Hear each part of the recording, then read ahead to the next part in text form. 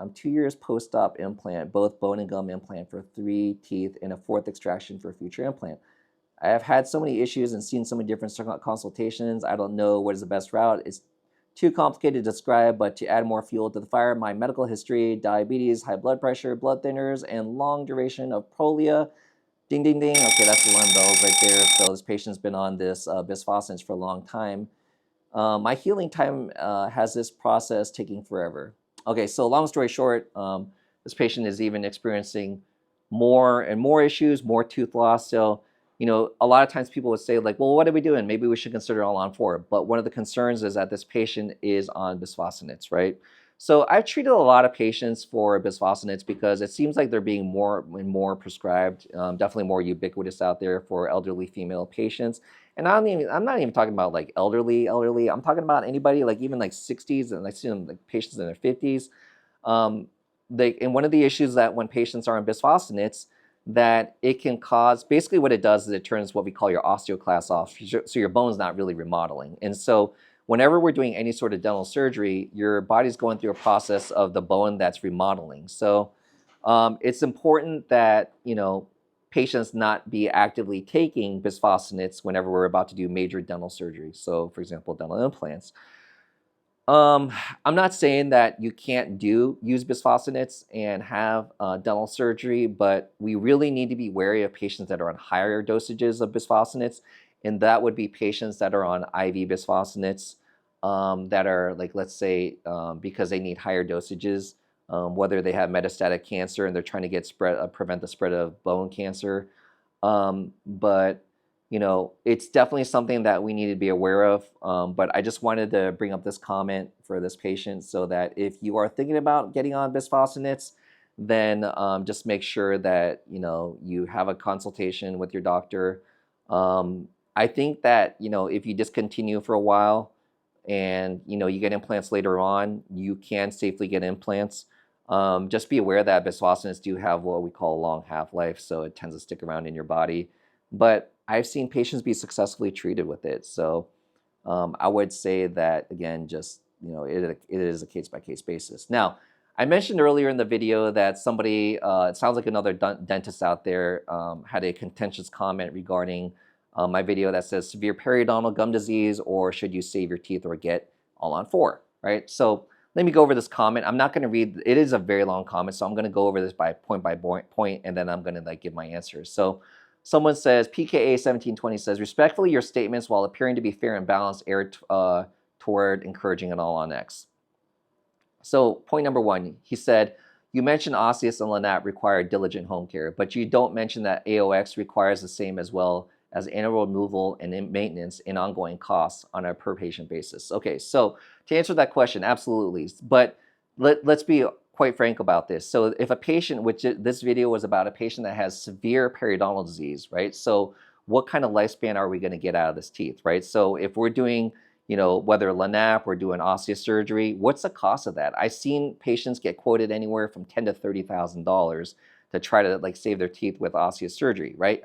And then on top of that, what you're also doing is we're going to lose a few teeth, right? So realistically, if this patient has severe gum disease, if this patient's going to lose a few teeth, and then maybe we're going to then replace a few of those teeth with some dental implants, what is the cost per extraction, bone grafting, dental implant, abutment, and crown? And on a national average, I'd say let's say that's like $4,500. Maybe insurance can help you out a little bit, but that's per tooth, right? So when you add in the cost of that tooth and then let's say on a severe periodontal disease patient, I'd say that patient probably needs on average at least 3 extractions, right? So now multiply that times 3. So now you're talking about, let's say, $12,000, $13,000, right? On top of the cost of the osseous surgery. So when we're saying from a financial standpoint that we're right there going to, like, from a financial standpoint, all on 4 makes a hell of a lot more sense. But let's forget about finances. Let's assume this patient, this is not a realistic situation, but let's assume this patient has all the money in the world and money's not an issue, right? So you're saying, oh, okay, so home care, right? Meaning how well they're taking care of your teeth. If you have periodontal disease, I tell patients this is like, not to sound unfair about things, but they did not win the genetic lottery. It's not fair that we got patients that don't brush their teeth at all, but they don't lose any bone and they don't have any gum disease, right? But these patients who are susceptible to periodontal disease, they have to brush their teeth 3-4 times a day and use proxy brushes. They have to use mouth rinses. They have to do absolutely everything and throw everything but the kitchen sink at it and get cleanings every 3 months after they invested all this money into all the gum surgery. And they're still losing bones sometimes, right? Now, let's also face the reality of it, right? Because these patients are just genetically predisposed to being very reactive to not having perfect gums and teeth.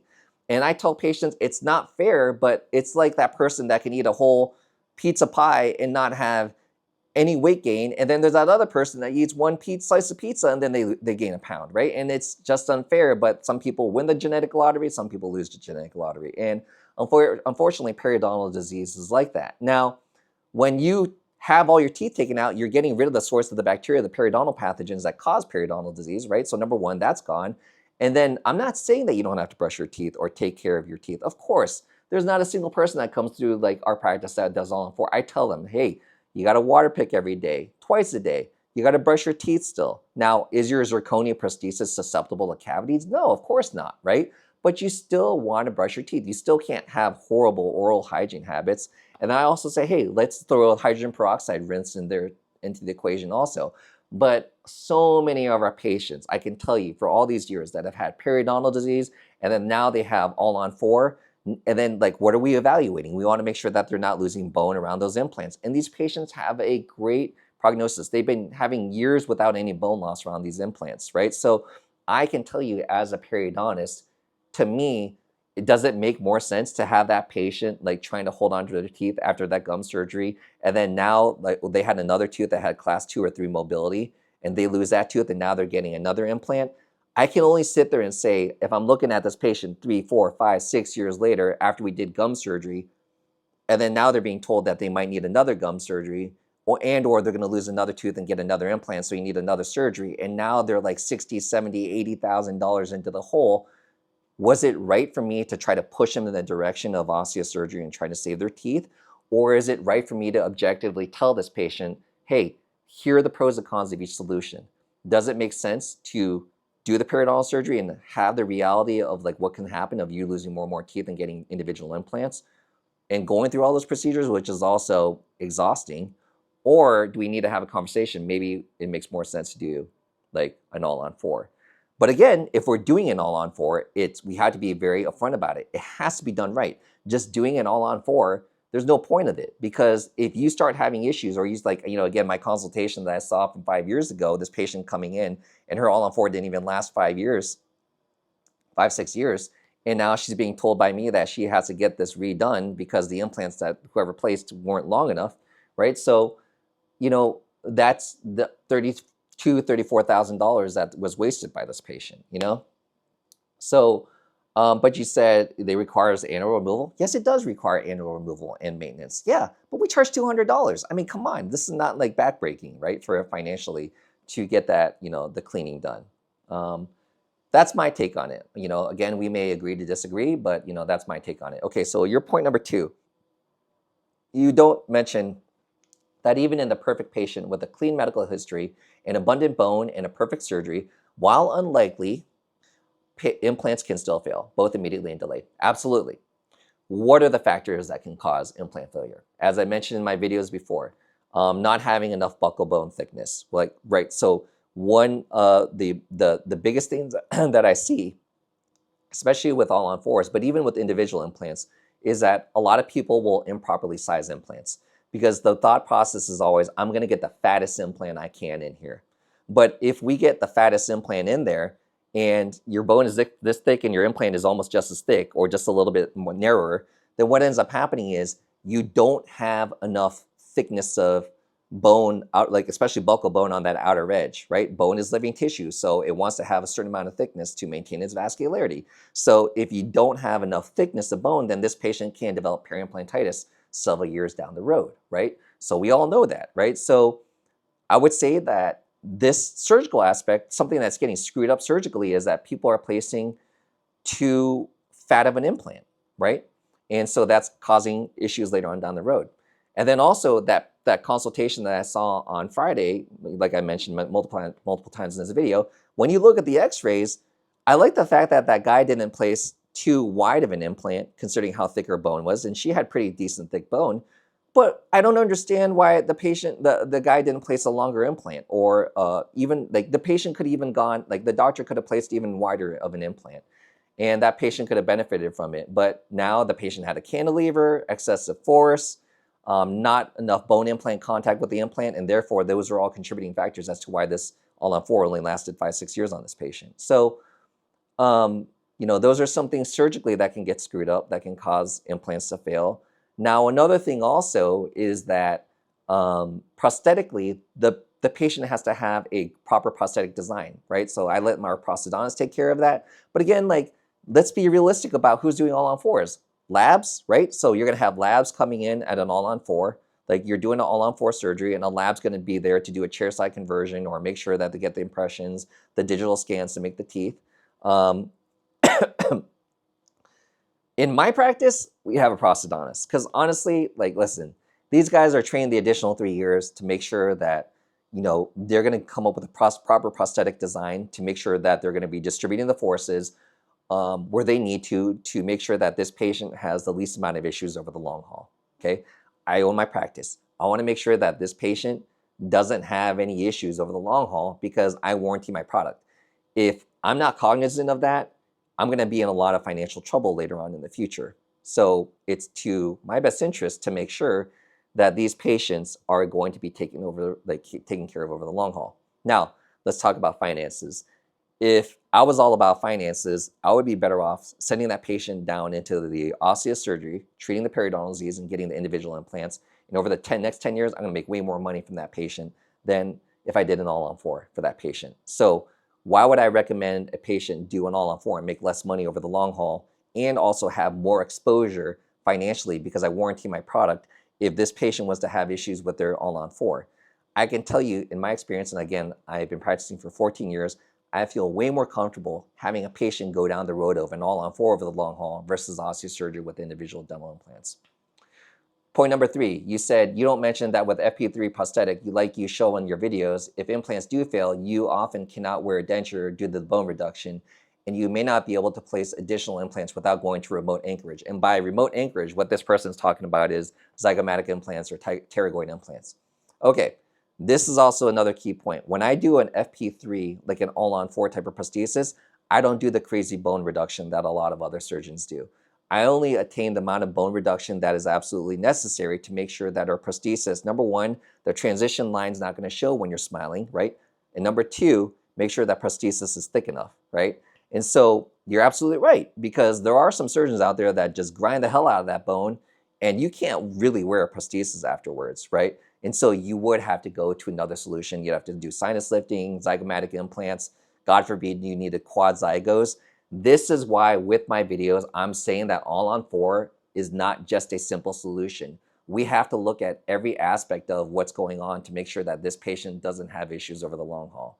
Number 4, you don't mention that while implants can be highly successful for very long terms, current literature suggests dental implants have the same life as other prosthetics such as joints, averaging 9 to 14 years. Okay, so I've only been practicing 14 years, but it's really cool when I see a patient come in every once in a while that had dental implants placed back in the day, and you still see them that they have no bone loss and all these things. So, and the best thing that we could do, all-on-4 has only been around since like 1998 also, right? So it's only been like, let's say 25 years. So I'm not sure if it can last 50 years. The only thing that we can do is make sure that we design and place your implants so that they can, make sure that they're not going to experience any issues over the years. And if they're not having issues over 5, 10 years, then they're most likely not to experience issues over 10, 20, 30 years. So that's a lot of like surgical execution and planning, also prosthetically. But also another aspect is to compare it to other joints like a hip or like whatever. I mean, like that's a completely different ball game. So I think comparing, that's apples and oranges. And then point number 5, how can you say that by removing your teeth, you bypass perio issues, knowing full well as a periodontist, peri-implantitis is very difficult to treat, especially in a full arch setting. Furthermore, often in full arch centers, there isn't an emphasis on education of systemic, and underlying risk factors of peri-implantitis. I do agree, right? So I do agree that a lot of times all-on-4 centers can just want to throw everybody in all-on-4. We don't do that at our practice. We're not an all-on-4 center. We do tons of all-on-4. We're fully equipped. We have an in-house lab and a prosthodontist and surgeons and all that stuff. But we tell patients like we give them multiple options, right? So like you could treat it with periodontal disease, and then I mean with osteosurgery. I literally had an online consultation with that patient from Houston. I told him, hey, we could do an implant bridge and treat periodontal disease. He actually, that was a direction that he was going in first. He sought multiple other consultations, and now he's more in the camp of wanting to treat his teeth with All-on-4. So, but what we also do is, again, because I warranty my product and I always treat my patients as if I was them, there is a lot of education that goes into the pros and cons and also how you take care of your teeth. Now, also, peri-implantitis that can occur as a result of bone loss from improper placement of implants, improper sizing of implants, not prosthetically designing your prosthesis properly. That's very different than bone loss, perio issues, periodontal disease, pathogens that are causing bone loss from periodontal disease versus bone loss from that can occur with implants. So those are two different points. You do also say, I do, however, agree that the point at which All-on-X is more suitable than perio treatment is very different depending on each patient, but the negative outcomes and the long-term negative outcomes are worth a thorough consideration and should have the same airtime as all the reasons you promote All-on-X. I feel like in my videos, I do talk a lot about the things that can go wrong with implants. So, and I've actually had a lot of comments from people who come into our practice that say, hey, I appreciate that you say a lot of things that can go wrong with All-on-X. But I appreciate your comment. And again, keep in mind that this video was about severe gum disease. This is not a patient that has gingivitis or mild periodontal disease. This was the whole point. And a lot of times, when it comes, what also comes into the equation is aesthetics too. So, and I didn't even talk about that. But if you got severe periodontal disease and you try to treat it with osteosurgery, the aesthetic ramifications can be very serious and very unsightly. So I got to head home now. I just wanted to make this video so that you guys could, I could answer some of your guys' questions here and there and go into a little bit more detail. So if you guys like this, please feel free to leave comments below and I can do this more often. And please feel to make sure that you subscribe. All right, thanks. Take care. See you guys later.